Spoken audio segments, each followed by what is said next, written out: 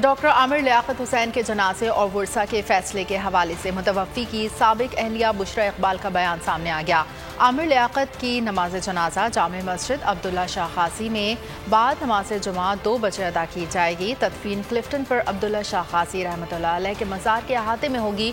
Postmortem के हवाले से बुशरा इकबाल का कहना है कि मरहूम के वारिसीन अहमद और दुआ आमिर ने पोस्टमार्टम से मना कर दिया। मरहूम का जनाजा एहतराम के साथ आखिरी आरामगाह तक ले जाया जाएगा। बुशरा इकबाल ने अपने पैगाम में साबिक शौहर की मग़फ़िरत के लिए दुआ की और कौम से मग़फ़िरत के लिए दुआएं करने की अपील कर दी।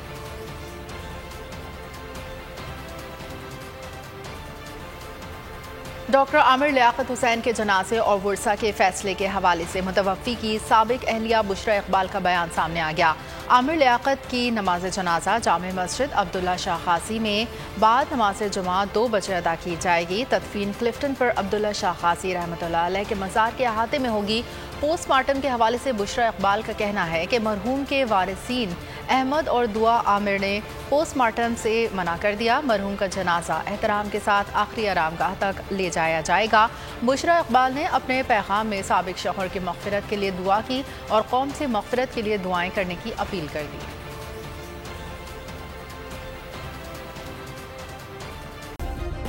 सब्सक्राइब करें और बेल दबाएं ताकि कोई खबर रह न जाए।